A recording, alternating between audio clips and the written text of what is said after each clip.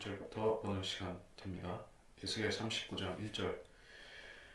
그러므로 너 인자야 고객에 예언하여 말하라. 주 하나님이 이같이 말하노라. 보라, 오 메섹과 투발한 고가, 내가 너를 대적하노라. 내가 너를 돌이켜서 너의 여섯째 부분만을 남기고 북방으로부터 너를 올라오게 하여 이스라엘의 산들 위로 너를 인도하리라. 내가 내 왼손에서 내 활을 쳐서 내 오른손에서 화살들이 떨어지게 하리라. 내가 이스라엘의 산들 위에 쓰러지리니 너와 너희 온 부대와 너와 함께한 백성들이라. 내가 너를 몹시 굶주린 각종 새들과 들의 짐승들에게 주어 삼키게 하리라. 내가 들판에 쓰러지리라. 이는 내가 그것을 말하였습니다. 주 하나님이 말하노라. 또 내가 마곡과 섬들에서 태평하게 살고 있는 자들 가운데로 불을 보내리니 그들은 내가 주인 줄 알리라. 그리하여 내가 나의 거룩한 이름을 내 백성 이스라엘 가운데 알게 할 것이요 또 그들로 나의 거룩한 이름을 더 이상 더럽히지 못하게 하리니 이방으로 내가 주 곧 이스라엘에 계신 거룩한 분임을 알게 하리라. 자, 에스겔 38장과 비슷한 내용으로 보이지만은 사실은 별개의 전쟁을 다루고 있는 장입니다. 여기서 이 38장과 39장의 시간적인 관계에 대해서 많은 사람들이 의문점을 갖고 있습니다. 그것이 완벽하게 해결된 것은 없고 어떤 해석들이 있지만 제가 38장 같은 경우에 있어서는 이것을 3차 세계대전으로 그렇게 간주를 하는 해석을 제가 취했었습니다. 그것은 전통적으로 CIA 스코필드라든지 그 이후의 세대주의자들이 보통 해석하는 관점에서 그렇게 본 것이요. 저도 그리고 저는 이중계시로 봤기 때문에 그것을 또한 천년왕국 끝에 있을 곡과 마곡의 전쟁, 요한계시록 20장에 등장하는 그 전쟁으로도 중복해서 보고자 하는 것이었고, 그것이 에스겔 38장의 이야기였었습니다. 그 이제 39장 같은 경우에는 곡이라는 또 동일한 대상이 등장하기 때문에 이 38장의 상황이 이어지는 전개인가 이렇게 생각할 수가 있겠지만은 유사하지만 다릅니다. 왜 그런가 하는 것을 제가 좀 살펴보겠습니다. 1절에서 고객에 예언하여 말하라. 메섹과 투발한 고가. 자, 38장 2절에서도 메섹과 투발의 최고 통치자인 곡이라고 했었습니다. 그래서 최고 통치자, 그리고 여기 39장에서는 메섹과 투발 왕이다 이렇게 얘기를 하고 있는데 차이가 있어요. 왕과 최고 통치자, 뭐 큰 차이는 없겠지만 하여튼 용어가 틀리다는 얘기예요. 2절에서 너를 돌이켜 너의 여섯째 부분만 남기고 북방으로부터 올라오게 해서 이스라엘 산들 위로 인도한다. 또 이스라엘로 쳐들어오는 것은 이 38장과 같은 부분입니다. 그리고 여섯째 부분만을 남기고라는 것은 좀 각별한 언급이라고 볼 수가 있습니다. 왜 여섯째 부분만 남기냐? 여섯째 부분이 어떤 지역을 얘기하는 것이냐? 그런 것은 우리가 알 수가 없죠. 여기서는 그렇게만 얘기를 했습니다. 그렇다면 이 러시아가 그렇죠. 메섹과 투발이라고 할 때 러시아 그 전체를 가리키는 것이니까 거기서 군대가 올라와서 결국 이스라엘을 공격하는 사건이 38장에도 있었고 39장에서도 일어나는데 그 39장 같은 경우에는 여섯째 부분만을 남긴다라고 했으니 전멸하는 것은 아니고 어떤 일부가 남겨지는 것 같이 얘기를 하고 있습니다. 그러면 38장에서 3차 대전을 말하는 것이고 39장에서 4차 세계대전 즉 아마겟돈 전쟁을 이야기를 하고 있다면 38장에서는 러시아가 공격했는데 그럼 39장에서는 왜 또 러시아가 등장하는 것이죠? 이런 부분에 대해서 의문이 완벽하게 해소가 되지 않는다는 것이죠. 왜냐하면 이제 38장에서 러시아가 그 이스라엘을 치다가 결국 마지막에 가서는 전멸했죠. 쳐들어온 군대가 전멸을 했습니다. 근데 39장에서는 또 등장하기 때문에 자 계속 보겠습니다. 3절 내 왼손에서 활을 쳐서 내 오른손에서 화살들이 떨어지게 하리라. 자, 적그리스도도 활을 들고 있는 존재죠. 그 요한계시록 6장에 보게 되면 그는 화살이 없는 채로 활을만 들고 있습니다. 그것은 그가 이제 정복자, 승리자 그러한 그 연류관을 쓴 입장으로서 이렇게 하고 있는 것인데 이제 여기서는 화살도 있으니까 어쨌든 이 존재, 곡이라는 존재가 단순히 러시아의 왕이라기보다는 적그리스도를 가리키는 것 같이 보입니다. 그래서 활이 등장했기 때문에 그렇다는 얘기예요. 4절 너와 온 부대, 너와 함께한 백성들이 이스라엘 산들 위에 쓰러지리라. 이건 특별한 것이었고 각종 새들과 짐승들에게 삼키게 할 것이다. 이게 관건이라는 것입니다. 왜 그런가? 그 38장에서는 그런 언급은 없었습니다. 새들이 먹어치운다. 그 시체들을 전사한 시체들을 새들이 먹는다는 것은 38장에 없었죠. 분명히 뭐 없었고 39장에서는 새들이 이 군대의 죽은 시체를 먹을 것이다. 이렇게 새들뿐만 아니라 들의 짐승들도 나오지만 어쨌든 그들이 먹는다라고 나왔는데 그렇다면 이게 다르다는 얘기죠. 그리고 이 상황은 역시 요한계시록 19장의 그 아마겟돈 전쟁의 결과와 일치하는 것입니다.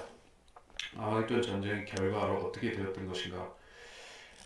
계시록 19장 21절에서 그리고 그 남은 자들은 말 위에 앉으신 분의 칼, 즉 그의 입에서 나오는 칼로 살해되니 모든 새들이 그들의 살로 배를 채우더라. 이렇게 되었었습니다. 여기서도 마찬가지로 새들과 짐승들에게 먹힌다. 자, 그래서 여기서 말씀하고 있는 곡이라는 것은 이제 적그리스도를 예표하는 것 같이 보입니다.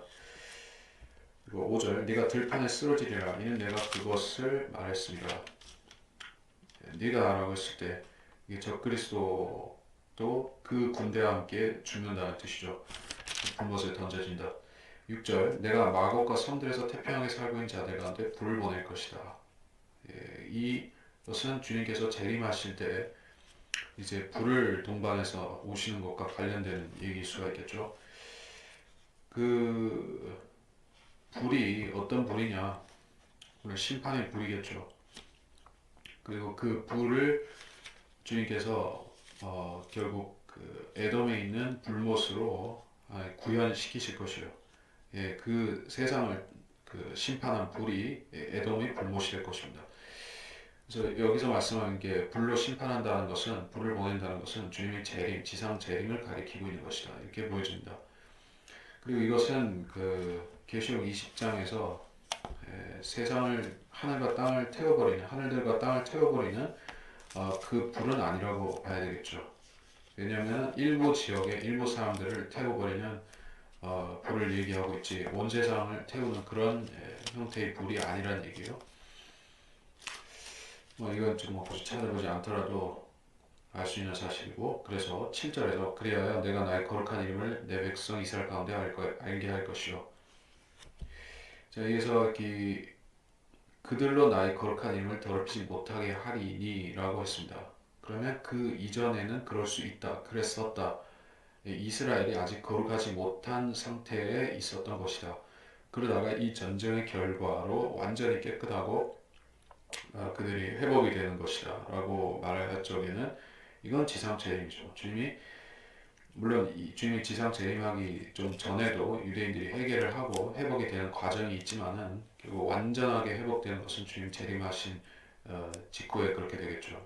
그러면 이것은 바로 지상 재림과 관련된 전쟁이라는 얘기예요. 즉 아마겟돈 전쟁이죠. 그리고 이방에게는 어떻게 하는가? 내가 주곧 이스라엘에 계신 거룩한 분임을 알게 하리라.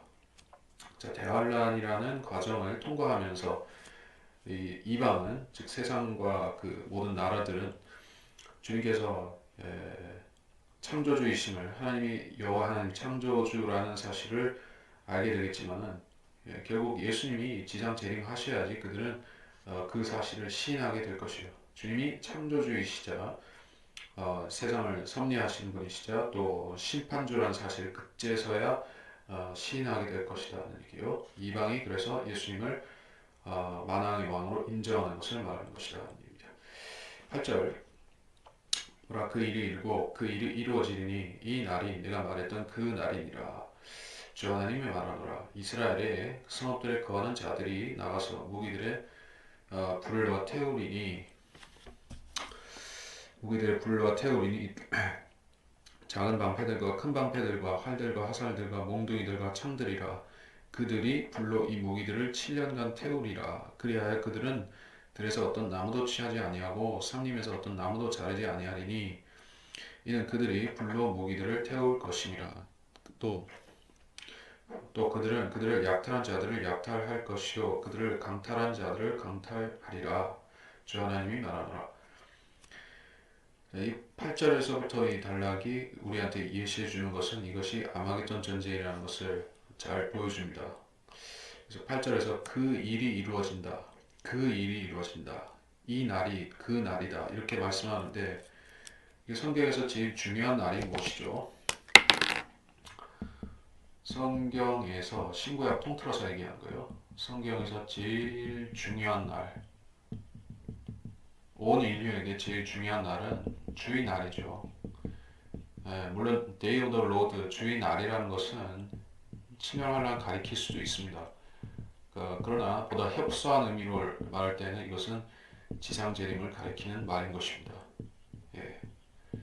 반면에 그리스도의 날, 예수 그리스도의 날이라고 할 때는 이것은 공중 재림이죠.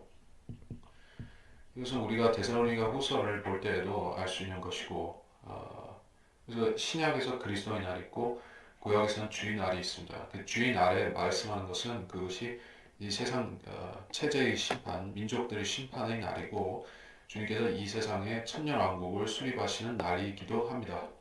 다시 말해서 지상 재림이 이루어지는 날이죠.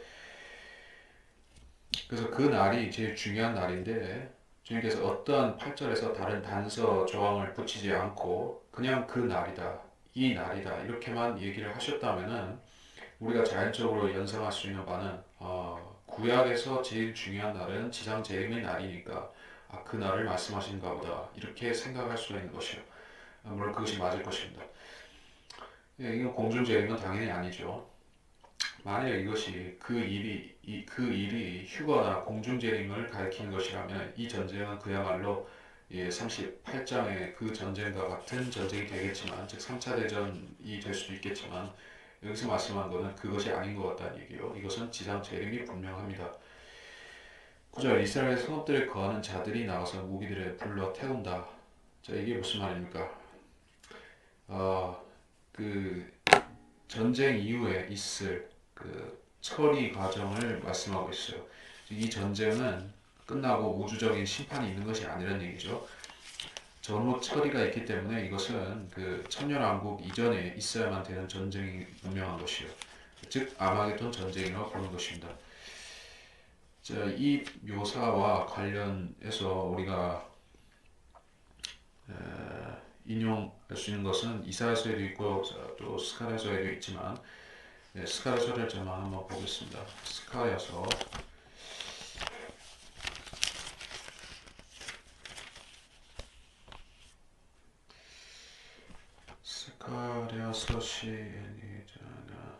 아니다. 제가 그냥 찾아보겠습니다.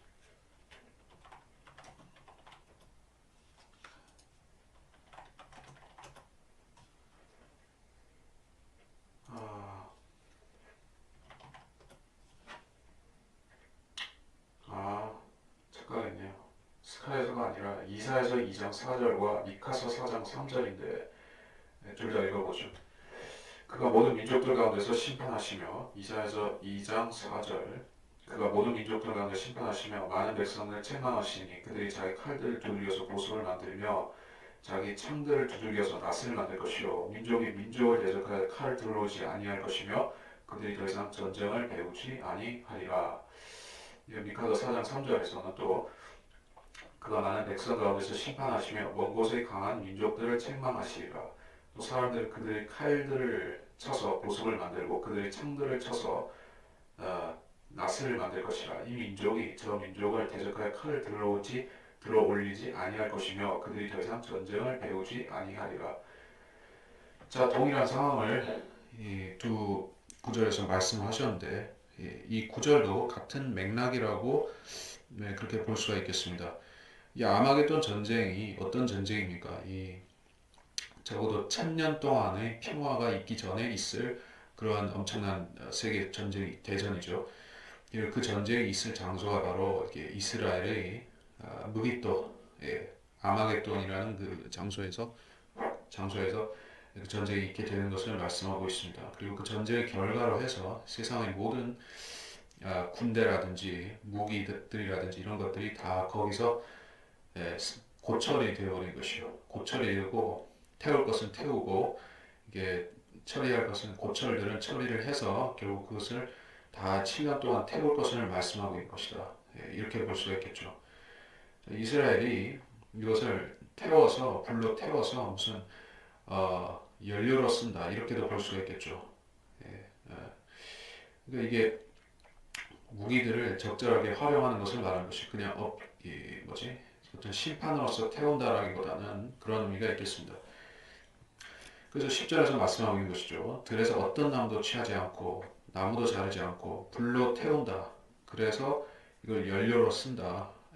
그 무슨 발전용이라든지 난방용이라든지 그런 연료를 말하는 것이요. 불로 태워서 뭘 쓴다는 얘기예요. 그러니까 이게 아마겟돈 전쟁의 결과로 세계 모든 무기들이 다 이게 이스라엘 땅으로 집결해서 한꺼번에 다 이게 쓸모 없어질 텐데 그것을 이스라엘 사람들이 다 취해가지고 연료로 쓴다는 것을 말씀하고 있습니다. 그들을 약탈한 자를 약탈하고 강탈한 자를 강탈하리라. 이스라엘이 약탈당할 것이다. 또 이스라엘이 강탈당할 것이다. 이런 대목인데 이것은 역시 38장하고는 구별해야 되겠죠. 38장의 맥락은 좀 달랐었죠. 38장 11절, 12절에서는 이스라엘이 그 당시 38장 당시에 성벽이 없는 마을들이 땅이다. 빗장이나 문도 없고 평안하고 안전하게 산다. 이런 평화로운 상태를 얘기를 하고 있었습니다. 그런 상태였다가 갑자기 곡과 마곡과 메섹의 투발 그 곡이 공격을 해오는 것이 갑작스럽게 38장에서는 공격을 받고 39장에서는 이스라엘이 어떤 약탈을 당하고 강탈을 이미 당하고 있는 상태에서 그들이 이제 회복되는 것을 말씀하는 거예요. 그러니까 이게 아마겟돈 전쟁의 상황이 적합하죠. 7년 환란 동안에 이스라엘이 계속 당하다가 특히 후 3년 반 기간 동안에 적그리스도에게 아주 난타를 당하다가 결국에 마지막에 가서 다시 회복한다. 오히려 보복한다. 이렇게 말씀한 것이에요. 이게 아마겟돈 전쟁의 상황에 아주 부합하는 얘기입니다. 11절 그날은 내가 고객에 이스라엘에서 무덤으로 한 장소를 주리니 바다 동편에 있는 행인들이 골짜기라. 그것이 행인들이 길을 막으리라. 또 그들은 곡과 그의 모든 무리를 그곳에 매장하리니 그들이 그곳을 하몬 곡 골짜기라 부르리라. 이스라엘 집이 그들을 7달 동안 매장하여 그 땅을 깨끗게 할 것이라. 참으로 그 땅의 모든 백성이 그들을 매장하리니 이 일이 그들에게 유명하게 되어 그날에 내가 영광을 받게 되리라. 주 하나님이 말하노라. 그들이 사람들을 늘 하는 일에서 격리시켜 그들로 그 땅을 거쳐가면서 지면에 남은 자들을 행인들과 함께 매장하게 하여 그 땅을 깨끗게 하리니 7달이 지난 후에 그들이 살펴보리라. 그 땅을 통과하는 행인들이 사람의 뼈를 보면 그 곁에 표식을 세워 매장하는 자들이 하몬곡 골짜기에 매장할 때까지 두리라. 그 성읍의 이름도 하모나라 하리라. 그들이 이같이 그 땅을 깨끗게 하리라. 자, 또 여기서 7달 동안에 시체를 매장한다 이렇게 말씀하고 있어요. 이 매장할 필요가 있다는 것을 볼 적에도 이것은 적어도 천년왕국 끝에 있을 그 고고의 전쟁은 아닌 것이죠. 그때 그 계시록 20장의 그 마지막 전쟁 그것이 끝난 후에는 바로 이 우주적인 불이 태워져서 매장할 필요도 없고 태울 필요도 없고 그렇게 되겠지만 여기서는 역사가 계속 이어지기 때문에 시간적으로 끊어지지 않기 때문에 이런 일을 하는 것이요. 예. 주님 재림 이후에 있을 일들을 말씀하는 것입니다. 그래서 시체가 얼마나 많았으면은 또 그걸 처리하는 게 그렇게 힘든 일이면은 7달이나 걸리냐 이것이요. 물론 이스라엘 사람들이 남은 숫자가 심히 적을 것이기 때문에 최소 2억, 그렇죠. 요한계시록에 따르면 최소 2억의 군대가 거기로 올 텐데 사실은 2억보다 더 많을 수도 있고 왜냐면 최소 동방에서 오는 무리들만 해도 2억이기 때문에 이런저런 잡다한 더 하면은 더 많이 나오겠죠. 그런 수억 명의 사람들이 한꺼번에 이스라엘이라는 좁은 지역에서 죽은 것이요. 그 사람들을 매장하는데 얼마나 그 골치를 앓겠어요. 그래서 7달 동안 매장한다라고 했습니다. 예, 그래서 무덤으로 한 장소를 줄이니 골짜기를 무덤으로 준다라고 했습니다. 이게 하나하나 이게 무덤을 파가지고 매장하게 땅을 파가지고 매장하기엔 턱도 없으니까 아예 그 골짜기를 시체로 메운다는 소리입니다. 그래서 그 행인들이 골짜기다 이렇게 했습니다. 뭐 그 행인들의 골짜기가 어디 있느냐? 바다 동편에 있다. 바다라는 것은 이제 지중해를 말할 것인데 지중해 동편에 있다고 했지만 사실 어딘지는 모르죠.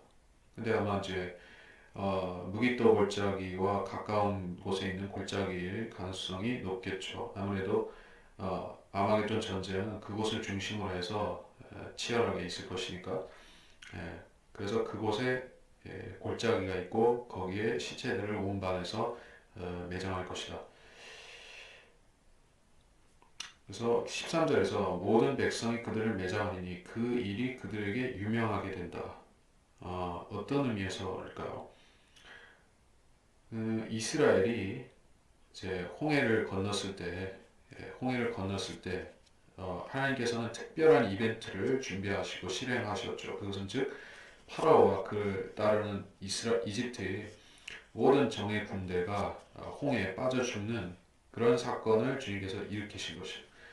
이스라엘이 만일에 그렇게 하지 않고 그냥 몸만이 아니라 그냥 평화롭게 나왔더라고 하면 이집트에서 나왔다고 하면 그 이스라엘이 들어갈 지역의 카나안 사람들이 또 다른 이방인들이 이스라엘을 우습게 알았을 것이에요. 또 하나님께서 이집트 땅에서 행하셨던 그 놀라운 표적들에 대해서 지나칠 수가 있는 것이에요. 그런데 하나님께서는 강력한 경고를 남겨놓으신 것이에요. 그래서 카나안 사람들이 두려워 떨게 만들 만큼 엄청난 일을 행하신 거예요. 그것이 바로 홍해에서 그 시체를 수장시키고 그 시체들이 이제 해변에 널려 있게 하신 것이요. 그러니까 사람들이 그걸 보고 두려워 떨었죠. 그러니까 이스라엘을 대적한 자들의 이 비참한 최후를 주님께서 7달 동안 시연해서 보여주시는 것이요. 온 이방 사람들이 그 모습을 보고 두려워하고 이스라엘과 이스라엘 하나님, 즉 예수 그리스도를 두려워하게 될 것이라는 얘기예요. 얼마나 무시무시한 광경이겠습니까? 인류 역사가 시작된 이래로 지금까지 최소 2억의 시체가 한 번의 전투에서 죽어서 그렇게 매장되는 광경을 누가 목격했던 것이요. 아무리 폭군이라 할지라도 그렇게 한 사람은 없죠. 수십만이 고작입니다. 아무리 인간이 잔인성을 발휘하고 전쟁이나 대학살을 벌인다 해도 한 번에 죽일 수 있는 숫자는 고작해야 뭐 수만에서 수십만입니다. 근데 하나님께서는 최소 2억 단위로 죽이신 것이요. 그것도 하나님께서 이스라엘을 위해서 그렇게 하시니까 온 지면에 남은 이방 사람들이 이스라엘을 안 두려워할 수가 없게 되는 것이다. 그래서 그만큼 그 일이 그들에게 유명하게 되고 잊혀지지 않을 일이 되어서 결국 그 일은 하나님께 영광으로 돌아가게 된다는 그런 얘기입니다. 14절에 늘 하는 일에서 격리시켜 매장하게 한다. 율법에 따라서 그렇게 한다는 얘기죠. 시체를 매장할 일 자체는 즉 그 장의사 일이나 시체 염하는 일이나 뭐 매장하는 일이나 이런 종류의 일은 율법적으로 부정한 일입니다. 그렇기 때문에 그 일을 수행하는 사람은 진영 밖에서 이렇게 격리가 일시되어야 하는 것이요. 그런 의미에서 지금 격리시킨다라고 하고 있어요. 그러니까 천년왕국이 시작되면 그 시대는 이제 율법 시대로 사실상 돌아가는 것입니다. 율법을 지키는 시대다. 그래서 시체를 매장하는 유대인들은 이제 격리가 되는 것이다. 그 땅을 거쳐가면서 매장하게 한다. 왜냐하면 이 군대는 한 군데서 죽은 것이 아니에요. 좁은 지역에서 죽은 것이 아니라 이스라엘의 남쪽에서 즉 카데스 바네아에서 북쪽의 단에 이르기까지 그 국토에 죽어 있는 사람들인 것입니다. 이 아마겟돈 전쟁은 아마겟돈에서만 있는 것이 아니라 온 이스라엘에 걸쳐서 있는 것이에요. 하나님께서 그 시체를 다 처리하게끔 하시는 것입니다. 15절 그 땅을 통과하는 행인들이 사람 뼈를 보면 표식을 세워서 이렇게 한다. 이제 통과하는 행인들이라는 게 했으니까 이것은 아마도 뭐 이방인들까지도 포함할 수가 있는 것이고 이제 천년왕국이 시작되면 성전 경배가 시작될 것입니다. 천년왕국은 이제 40장에서부터 성전에 대해서 본격 다루기 시작할 것인데 이 천년왕국 성전은 그 이스라엘과 이방인들이 예수 그리스도를 경배하는 것이요. 그때 예수님은 철장을 가지고 만왕의 왕이 되어서 거기에 계시죠. 만주의 주. 지금은 이스라엘이 성전이 없고 성전을 세우려고 하지만은 세워도 그것은 침례환란이 되면 적그리스도한테 넘어가 버리고 결국에 적그리스도가 완전히 초토화시켜 버리는 것이요. 환란 성전을 초토화시키는 거예요. 주님이 오시면은 그 돌무더기가 된 그 제3성전을 치우고 다시 화려하고 웅장한 천년왕국 성전을 이제 짓게 되시는 것이요. 그 짓는 게 얼마나 걸릴지 그건 모르지만은 전능하신 예수님이 오셔서 하시니까는 그렇게 오래 안 걸릴지도 모르는 것입니다. 하여튼 그 성전이 세워지고 이방인들은 곧바로 와서 경배를 시작하는 것이요. 그래서 행인들이 분주하게 그 땅을 오고 가야 되는 것이요. 근데 온 세상 사람들이 예루살렘에 와서 주님 경배하러 오는데 그 오는 길에 시체들이 널려 있으면 그거는 부정한 일이죠.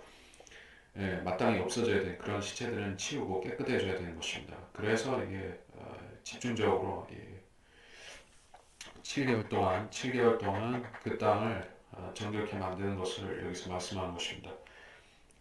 아마도 이게 이방인들이 와서 이 일을 수행해야 될 것이요. 유대인들의 그 숫자만 가지고서는 힘들 것입니다. 왜냐하면 유대인들이 환란이 끝날 무렵에 남은 숫자가 적어서 또 물론 그들이 부활하기도 하겠지만 하여간에 이방인들도 같이 와서 도와줘야 되는 것입니다.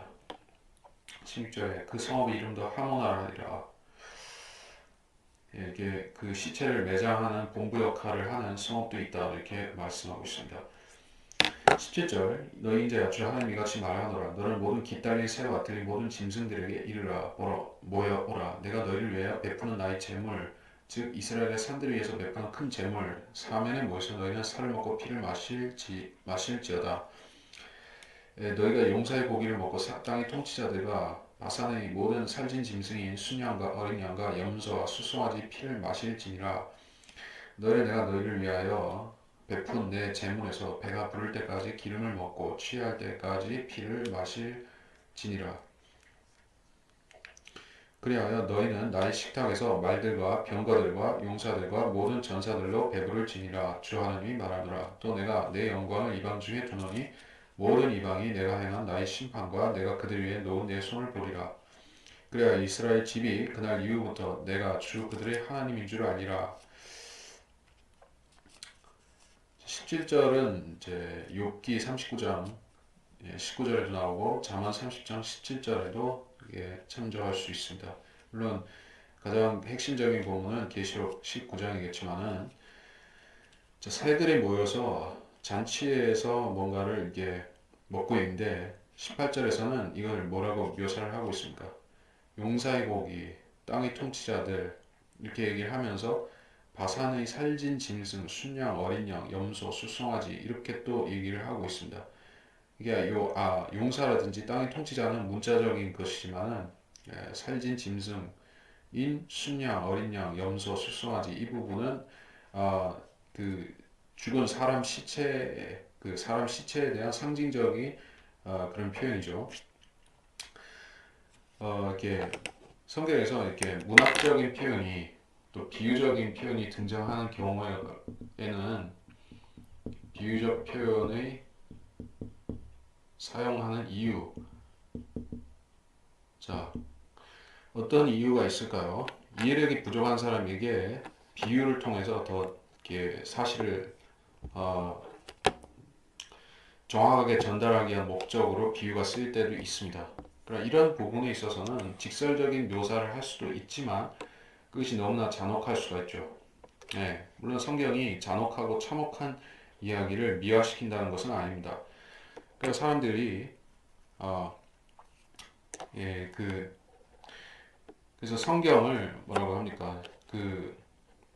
증오문학이라고도 하고 또 성경은 이제 19금이다 이렇게 주장하는 무신론자들이나 그런 반기독교 분자들도 있습니다. 근데 그런 사람들이 말하는 것은 성경이 인간들의 추악한 모습을 어떤 죄악상을 과거에 끔찍했던 어떤 역사들, 제노사이드, 민족을 통째로 없애버리는 그런 전쟁들, 카나안 정복 전쟁 등등 또는 식인 행위, 그렇죠. 사람을 뭐 자식을 잡아먹는다든지 이런 식인 행위까지도 다 묘사를 한다는 것입니다.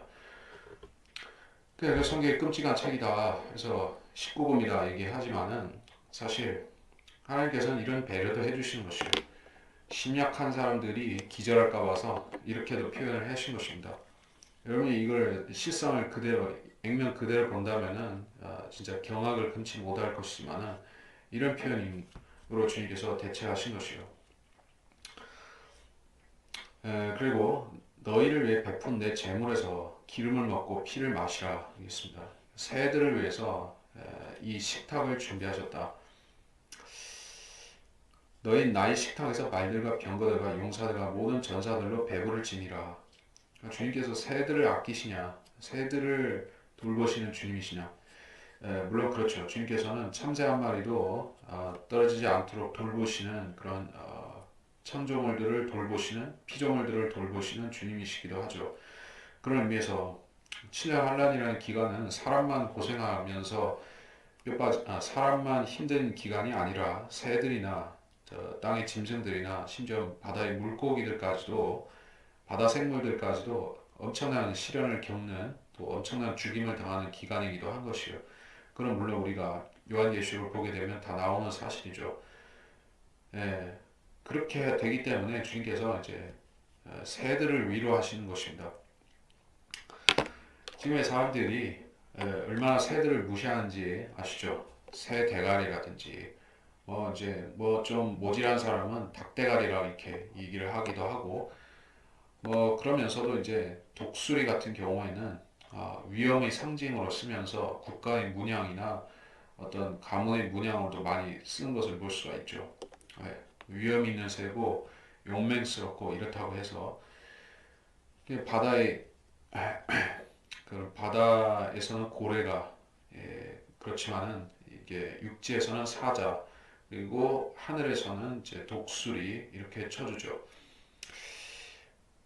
이게 사람들이 지금 동물원에서 그 동물원에서 그 야수성을 드러내지 않는 그런 새들을 보니까는 별로 안 무서워하는지 모르지만은 이제 티벳이나 네팔, 부탄 이런 데서는 사람이 죽으면은 이제 새한테 먹이로 주는 소위 말해 그 조장을 지낸다고 하죠.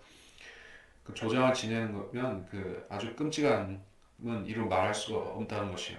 새들이 와서 뜯어먹는다는 것인데 그런 그 사람들이 뭐 의도한 것은 아니겠지만은 결국 하나님께서는 미래의 인류 역사에 기다리고 있는 이 희대의 사건, 그야말로 적그리스도를 따르면서 이 7년 동안 지구를 지배했던 또 흉폭하게 짓밟았던 자들의 최후를 이렇게 주님께서 낮추시는 것입니다. 새들보다도 더 새들이 발밑에 밟히게 만드시는 것이요. 그래서 21절 내가 내 영광을 이방 중에 주노니 모든 이방이 내가 한 나의 심판과 내가 그들 위에 놓은 내 손을 보리라. 내가 행한 나의 심판이라고 했을 때 이것은 주님께서 민족들의 심판, 즉 양들과 염소들을 나눠서 심판하시는 그것도 얘기를 할 수가 있어요. 여기서 직접적으로는 아마겟돈 자체를 얘기를 합니다. 그리고 22절 그래야 이스라엘 집이 그날 이후부터 내가 주 그들의 하나님인 줄 알리라. 주 그들의 하나님인 줄 알리라. 그날 이후부터 즉 아마겟돈 전쟁으로 말미암아서 그때부터 이스라엘은 하나님이 그 이스라엘에 다시 이스라엘을 돌보시는 그 여호와 라파이시며 또 여호와 이레라는 사실에 대해서 그때서 인정하고 또 깨닫고 또 시행하게 될 것이다. 얘는 얘기입니다. 23절 이방은 이스라엘 집이 그들의 죄악으로 인해 사로잡혀 갔던 것을 알 것이라. 그들이 나를 거역하여 범죄하였기에 내가 내 얼굴을 그들로부터 숨겼고 그들의 원수들의 손에 넘겨주었더니 그들이 모두 칼에 쓰러졌느니라. 그들의 불결함과 그들의 범죄함에 따라 내가 그들에게 행하였고 내 얼굴을 그들로부터 숨겼느니라. 그러므로 주 하나님이 이같이 말하노라. 이제 내가 다시 야곱의 사로잡힌 자를 데려오고 이스라엘의 온 집 위에 자비를 베풀 것이며 나의 거룩한 이름을 위하여 질투하리라. 자, 23절은 사로잡혀갔다. 이스라엘 집이 죄악으로 인해 사로잡혀갔다. 이 어떤 사로잡힘을 얘기를 하는 것일까요? 이스라엘의 사로잡힘은 그러니까 민족적인 사로잡힘은 1번 아시리아, 2번 바빌론, 3번 또 뭐가 있습니까? 그러니까 사로잡혀간, 포로로 잡혀간 것을 기준으로 얘기하는 것이는데 안티오코스 에피파네스의 경우에 있어서는 그 안티오코스 같은 경우 사로잡아간 것은 아니니까 그건 빼더라도 AD 70년 티투스, 로마. 자, 그리고 이제 세월이 한참 흘러서 이제 네 번째가 기다리고 있다는 얘기예요. 이게 누구냐? 이게 적그리스도의 로마가 잡아갈 것이다. 그렇게 기다리고 있습니다. 근데 아시리아 지나갔고 바벨론 지나갔고 70년 포로 지나갔고 로마도 역시 역사로 지나갔고 이제 앞으로 남아있는 것은 한 번의 사로잡힘이라는 얘기예요. 한 번의 민족적 사로잡힘이 유대인들 앞에 기다리고 있습니다. 그것이 바로 적그리스도가 부활시킬 로마에 의해서 유대인들이 본토로부터 사로잡혀서 이방으로 갈 것이다. 포로로 잡혀갈 것이다는 얘기입니다. 여기서 25절에 말씀하는 맥락은 유대인들이 마지막으로 사로잡혀가는 그 적그리스도에 의한 사건을 말하고 있는 것입니다. 과거를 말하는 것이 아닙니다. 그래서 그들을 다시 데려올 것이다. 즉 지상 재림으로 이어지는 유대인들의 본토 복귀가 된다. 이스라엘의 온 집 위에 자비를 베풀고 온 집 위에 이스라엘의 12지파 전체 그들이 자비를 받을 것이고 내가 그들을 위해서 질투할 것이다. 나의 거룩한 이름을 위하여. 이스라엘이라는 이름을 위해서 주님께서 질투하신다 이렇게 얘기를 했습니다. 지금은 이스라엘과 하나님과 이게 이혼한 사이죠. 이스라엘은 이혼한 아내입니다. 이혼한 상태. 이건 잠정적으로 그렇다는 얘기예요. 이게 주님께서 그들을 일시 버리셨습니다. 하지만 이제 지상 재림으로 말미암아서 주님과 여호와 하나님과 이스라엘 사이에 혼인 관계가 다시 돌아온 것이요. 유대인들이 새 언약, 뉴 카비넌트, 새 언약을 통해서 예수님의 피로 맺어지는 뉴 카비넌트를 통해서 여호와 하나님의 아내로서 다시 복귀가 되는 것이요. 그렇게 되면 하나님께서는 자기 아내를 위해서 질투하심으로 이방들을 책망할 것이다. 왜냐하면 유대인들을 모독하고 유대인들을 더럽히고 짓밟고 또 못살게 굴고 그렇게 하는 일들은 전부 하나님의 거룩한 이름에 대해서 가하는 악행이기 때문에 하나님께서 질투하시고 또 자기 자신이 모독받은 것 같이 이렇게 대응하신 것을 얘기를 하고 있습니다. 26절에서 그들의 땅에 평안이 거하고 그들 두렵게 하지 않았을 때, 어, 잠깐. 그 후 그들의 땅에 평안이 거하고 아무도 그들을 두렵게 하지 않았을 때, 그들의 수치와 나를 거역하 범죄한 범죄를 짊어졌도다. 평안이 거하고, 이것은 그 후라고 했기 때문에, 예, 사로잡힌 자들을, 잠깐, 음, 아하, 아, 그들의 범죄를 짊어졌도다. 그 후 그들의 땅에 평안이 거하고 그들을 두렵게 하지 않았을 때, 네, 언제를 얘기하는 것이죠? 주님 재림하시면 그때부터 이스라엘은 평안이 거할 수 있고, 아무도 어떤 민족도 어떤 외적도 유대인들을 두렵게 하지 않는 것이에요. 그렇게 되면 그때 그들은 어떻게 되는가? 그들의 수치, 나를 거역하여 범죄한 그들의 모든 범죄를 짊어졌도다. 자, 유대인들의 수치가 즉 그들의 과거 반역하고 배교했던 역사, 하나님을 대적하면서 성경과 모세 계명들을 거역하면서 살았던, 또 메시아를 거부했었던 그들의 치욕스러운 역사, 이방에 흩어져서 살았던 그 역사, 본토를 되찾지 못했던 그 교회 시대의 역사, 이런 것들을 주님께서 상기시킨다는 얘기예요. 평안이 거하면서도 그것은 그들에게 반면 교사로서 계속 남아있을 것이에요. 우리가 했던 일들에 대해서 계속해서 뉘우쳐야 된다는 것이에요. 그래서 그들의 모든 범죄를 짊어졌도다. 하나님께서 회복을 시켜주지만, 이렇게 그들이 상기하고 복귀하도록 이렇게 만드신다는 얘기예요. 근데 과거형으로 썼기 때문에, 그 후라고 하고 과거형으로 썼기 때문에, 예, 이게 그렇게 이제 25절과 26절 관계가 헷갈릴 수가 있는데, 그래서 그 후라고 했을 때 이것은 이게 25절과 이어지는 그 후라고 보기보다는 이제 교회 시대의 이스라엘을 말씀하고 있는 것 같습니다. 27절, 내가 그들을 다시 백성들로부터 데려오고 그들의 원수들의 땅으로부터 그들을 모으고 많은 민족들이 목전에서 거룩하게 되었을 때, 다시 백성들로부터 데려오고, 어,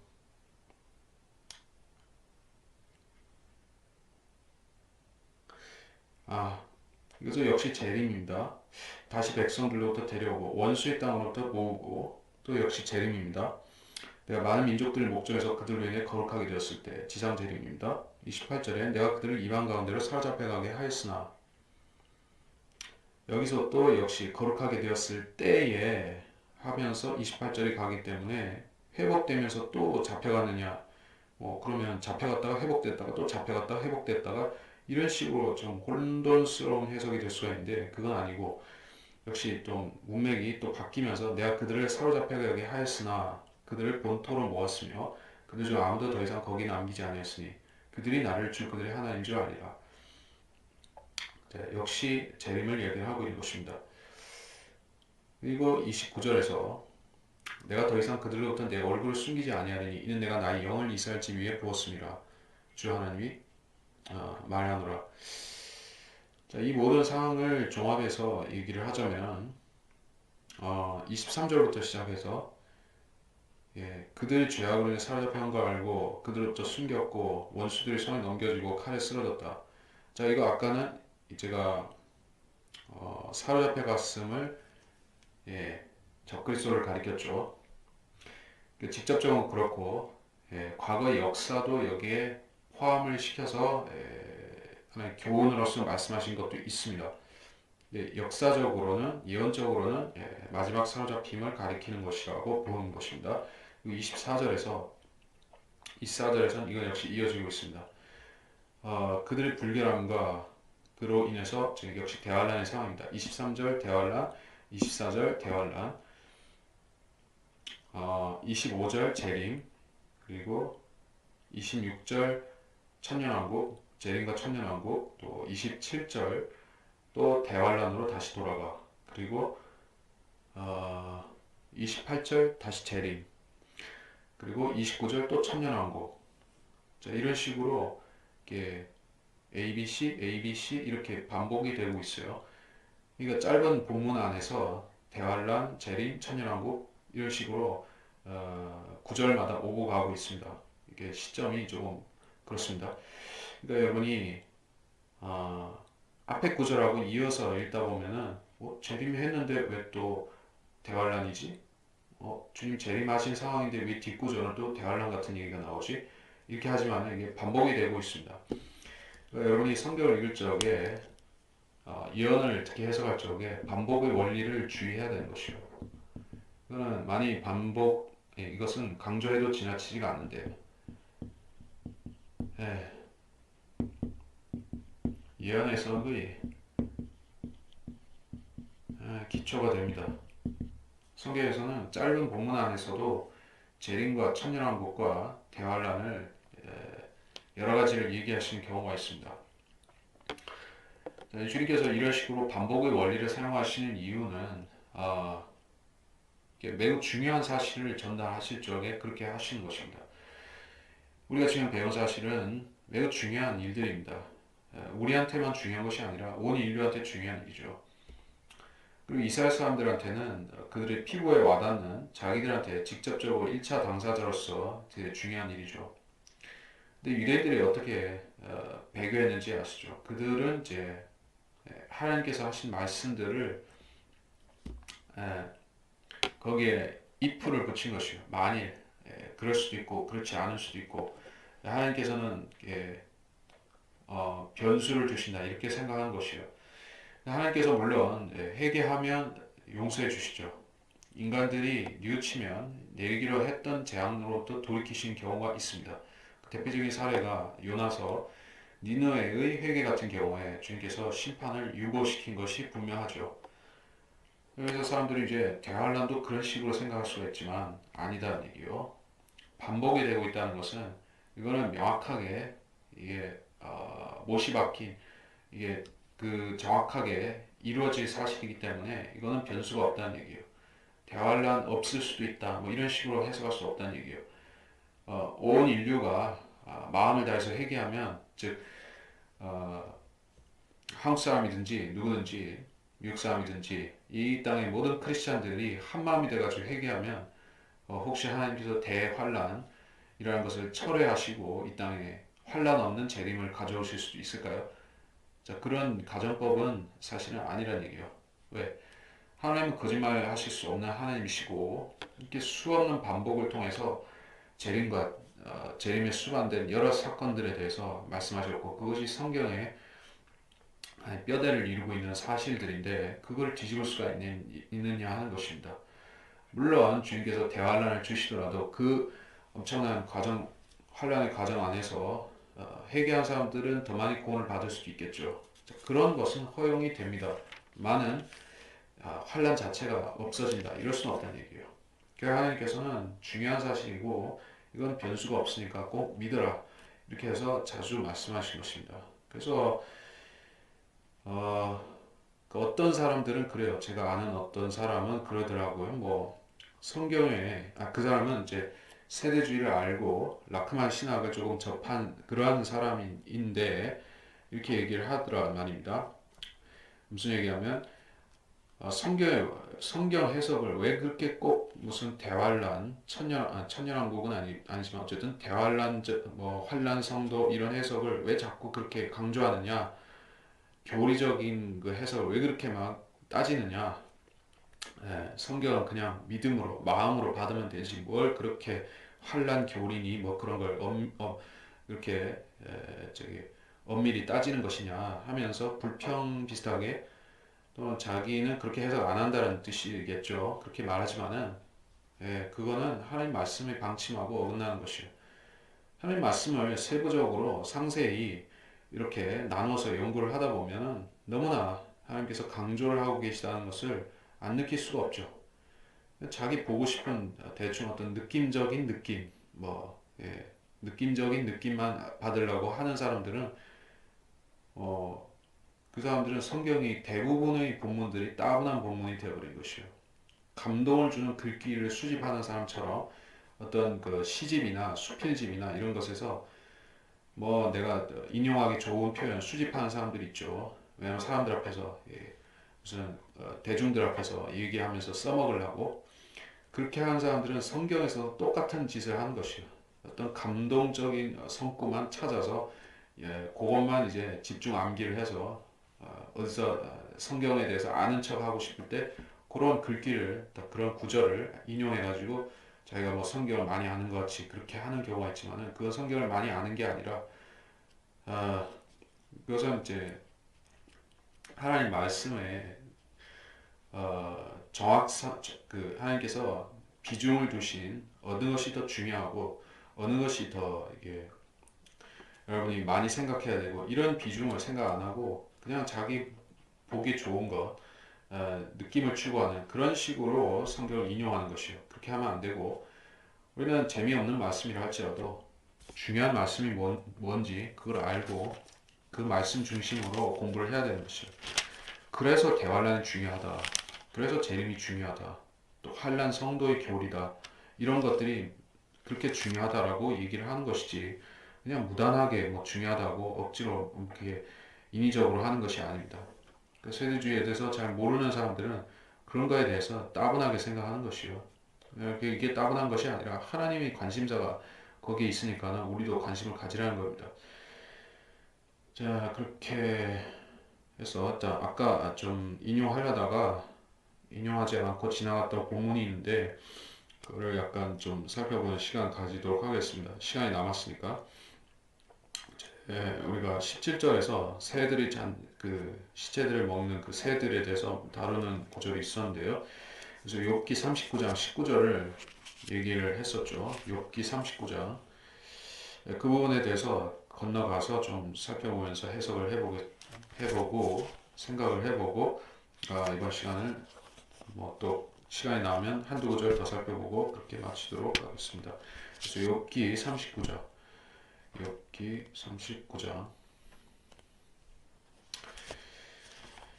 19절인데 말들 독수리 이 본문이 나오는데 19절부터 39장 19절부터 30절까지입니다. 이 전체 해석하면 시간이 딱 그렇게 될 것 같습니다. 내가 말에게 힘을 주었냐? 내가 그 목을 천둥 같은 소리로 어디 폈느냐? 너는 그를 황충처럼 두려워하게 할 수 있느냐? 그의 콧구멍의 영광은 무섭도다. 그는 골짜기에서 땅을 긁으며 자기 힘을 즐기며 무장한 군인들을 맞으러 나가느니라. 그는 두려움을 비웃고 놀라지 아니하며 칼로부터 돌아서지 아니하느니라. 화살통과 번쩍이는 창과 방패가 그를 향해 덜컹거리고 그는 맹렬함과 사나움으로 땅을 집어삼키며 그 소리가 나팔 소리라고 믿지도 않는도다. 나팔 소리가 나면 하하하며 웃고 멀리서 싸움 냄새를 맡고 제장들의 호령과 외침을 듣느니라. 자, 여기까지가 이제 그 적그리스도의 군대에 대한 그런 묘사를 하고 있습니다. 그러니까 우리가 계시록을 보면 적그리스도의 군대는 말을 타고 오죠. 그리고 그들은 하늘에서 흰 말들을 타고 온 예수 그리스도를 따르는 성도들의 군대와 대치하는 그런 땅의 말들인 것이요. 그래서 그 말들은 보통 말이 아니다는 얘기예요. 보통 말이 아니죠. 아마겟돈 전쟁에 동원되는 그 말들은 괴물 말들인 것입니다. 그들은 이제 뭐 꼬리는 뱀 같고 머리는 이제 사자 같고 뭐 또 이제 불을 뿜고 이런 괴물 말들인 것이요. 그러니까 이것들은 그 자기들을 해칠 수 있는 그런 이 땅에 세력이 없기 때문에 두려워하지 않는다는 것을 얘기를 하고 있습니다. 칼로부터 돌아서지 않고 두려움을 띄운다. 자, 물론 전투를 위해서 훈련된 군마들은 기본적으로 이게 용맹스럽습니다. 그러나 아무리 전투를 위해 단련된 훈련된 말들이라 할지라도 여러분이 어떤 전쟁 영화나 뭐 이런 그 드라마나 이런 것들을 보게 되면은 말들도 두려움이 있습니다. 그래요. 말들도 총에 맞으면은 부들부들 총이나 활에 맞으면은 부들부들 떨고 그렇게 되는 거죠. 사람처럼 겁을 내기도 하는 것이요. 예. 여러분이 전쟁과 평화 뭐 이런 말 이런 그 영화나 작품을 보게 되면은 거기서 이제 말들을 몰고 이제 이렇게 호연 속으로 또 이렇게 그 일제 사격하는 앞으로 이렇게 하면서 이제 그 말들의 용맹성을 우리가 보게 되죠. 그래서 이 전차라는 것이 탱크라는 것이 발명이 되기 전까지는 말만큼 이런 그 돌격에 유용한 존재가 없었던 것입니다. 인류 역사의 대부분의 기간 동안에 전쟁의 중추적인 역할은 말들이 했었던 것이요. 예, 그 말이 역시 인류 역사 마지막을 장식한다기보다는 천년왕국 끝에 있을 그걸 제외하고 이제 마지막을 장식할 아마겟돈 전쟁에도 역시 말들이 등장할 것입니다. 그래서 그 말들은 괴물 말들로서 이런 위용을 보여주고 있습니다. 나팔 소리가 이렇게 언급이 되고 있죠. 그 소리가 나팔 소리라고 믿지 않는도다. 나팔 소리는 물론 전쟁터에서 돌격이라든지 이런 집합이라든지 이런 그런 그 나팔 소리를 말할 수도 있겠지만 여기서 나팔 소리는 주님이 재림하실 때 그 엄청난 나팔 소리가 동반이 될 텐데 그렇죠. 주님이 시내산에 강림하셨었던 그때에도 나팔 소리가 있었고 또 히브리서에서 역시 나팔 소리에 대해서 말씀하시는데 제가 히브리서를 보겠습니다.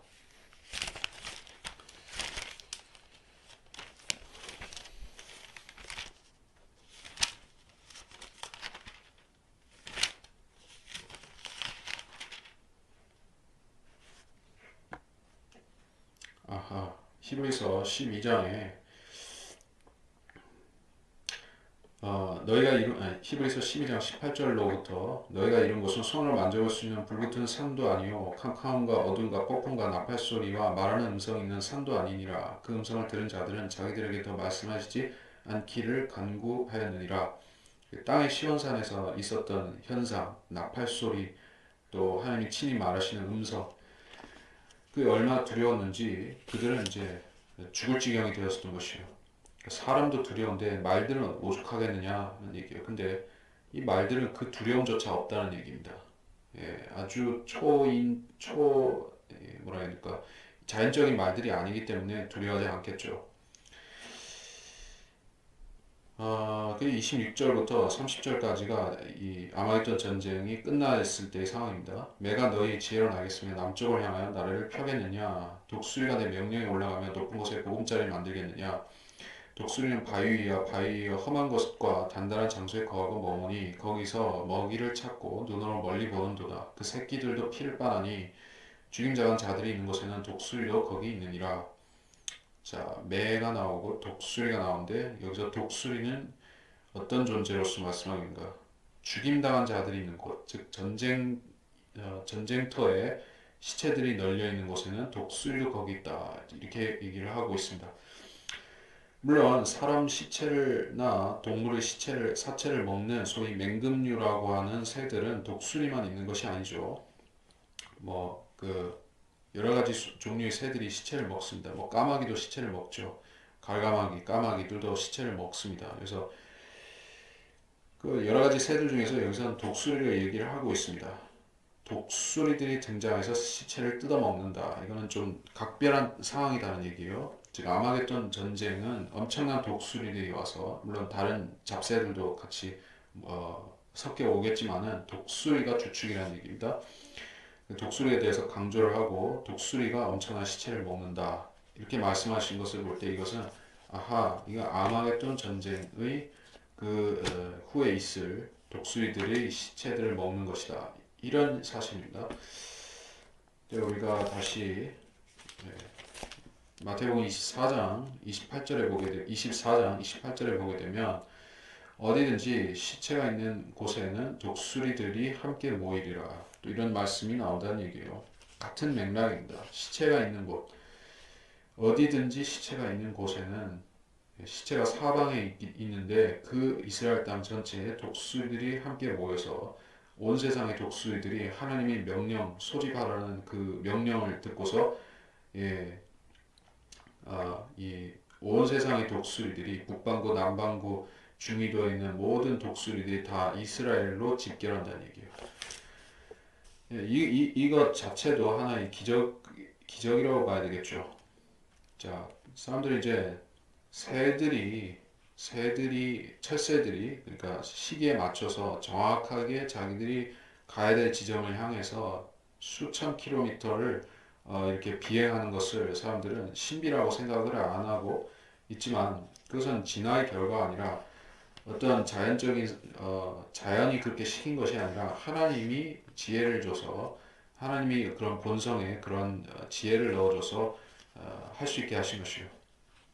그러니까 이 아마겟돈 전쟁이 벌어지고 나서 예, 그 직후에 하나님께서는 새들을 전 세계로부터 모아서 그리로 보내신 것이요.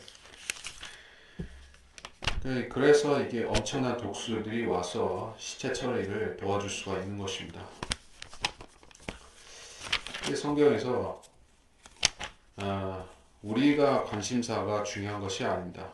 이게 이 시대 그리스도인들이 관심사로 두는 것들은 좋은 것들이죠. 이 시대에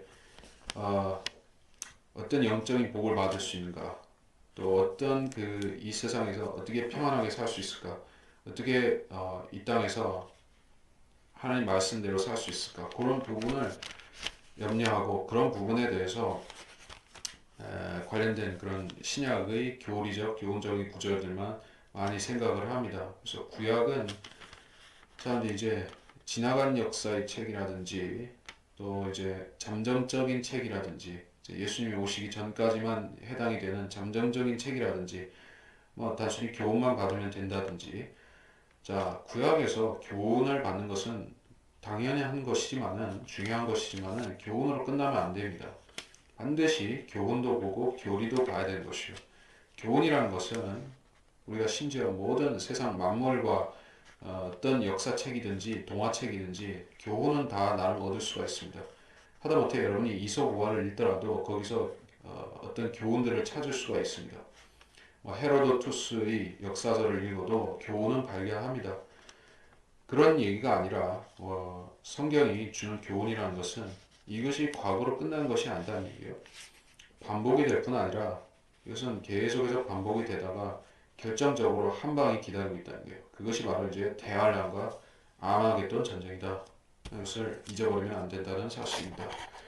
너무 많은 사람들이 성경을 해석할 때, 읽을 때 그러니까 하나를 어떤 구절에 있는 여러 가지 의미를 찾기보다는 그러니까 하나를 건지든지 0.5개 건지든지 그거밖에는 수준이 안 되는 것이요.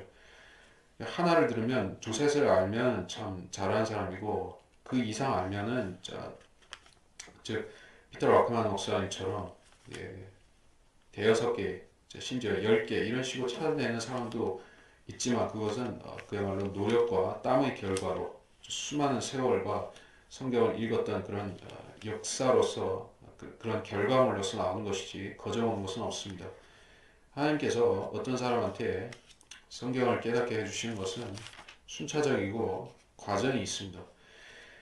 누구의 어떤 신학자들, 어떤 그 책을 썼던 사람들, 주석 성경을 썼던 사람들, 그 양서를 썼던 사람들의 교훈들이 있죠. 그들의 발굴해냈던 교리들이 있습니다.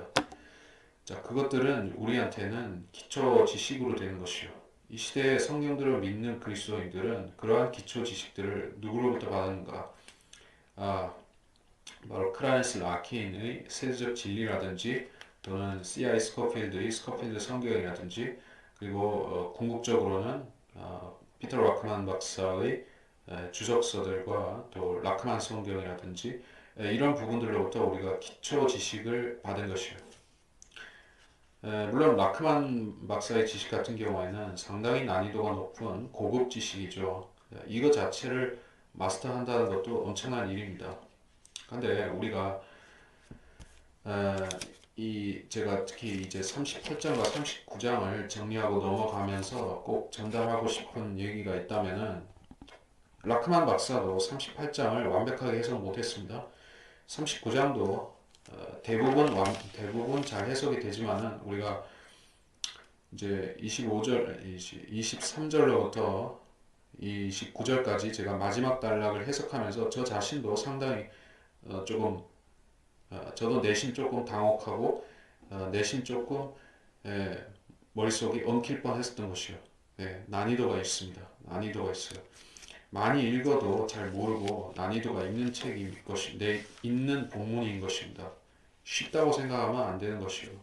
아마겟돈 전쟁? 그게 그거 이렇게 생각하고 넘어가면 그냥 예, 이거는 깊이 내용을 안 보고 넘어가면 쉽다고 생각하지만은 깊이 들여다보면 또 어렵습니다. 여러분이 골치 아픈 거는 이것저것 다 떼버리고 쉬운 것만 취하면은 성경 해석에 보람이 없습니다. 어려운 것, 이게 혼란스럽게 만드는 것, 이게 목에 생선가시처럼 이게 안 내려가는 것, 이런 것을 여러분이 계속 찾아다니면서 억지로 풀려고 하면 안 되고, 예, 그렇죠. 그렇다고 해서 여러분이 억지로 풀려고 하면 안 되고, 이걸 어떻게 자연스럽게 또 성경의 다른 본문들과 조화시켜서 해석할 수 있는가? 이거 연구하는 게 성경 공부인 것이에요. 그냥 이미 다 정답이 나온 거, 그 라크만 박사나 다른 신학자들이나 성경 해석자들이 다 이게 해석해 놓은 거, 그런 거 떠먹여주는 사실들, 그것만 떠먹는 거, 이유식처럼 뭐 이렇게 떠먹을 것이 아니라 여러분이 스스로 난해 구절들과 난해 본문들을 찾아다니면서 또 라크만 박사조차도 100%를 달성 못한 그런 부분들을 찾아다니면서 여러분 스스로 정답을 찾아보는 것입니다. 그 정답을 찾아가는 여정이 바로 이제 여러분이 성장할 수 있는 그런 성경 공부인 것이요. 그런 여정을 생략해버리고 럭한 박사가 다 해놓았으니까는 나는 그 발자취만 쫓아가면 뭐 그냥 나는 평균치는 다 먹고 들어가니까 상관없을 것이다. 뭐 그러면 그 나름대로 그렇게 살면 되지만은 하나님께서는 더 많은 진리를 성경에 우리 여러분에게 보여주시기 위해서 다 준비시켜 놨기 때문에 여러분이 찾으면 찾을 수 있는 것입니다. 자, 그런 요지로 말씀을 드렸고 저도 100%가 아니라는 얘기를 한 것입니다. 네. 그래서 이번 시간은 여기서 마치고 다음 40장부터는 이제 단락이 완전히 바뀌면서 천년왕국 얘기를 하게 될 텐데 특히 성전 얘기를 하게 될 텐데 그 성전과 관련해서는 이제 제가 다음 시간에 성전과 관련해서는 또 별도로 중요한 주제로서 다루게 될 것 같습니다. 이번 시간에 여기서 마치도록 하겠습니다.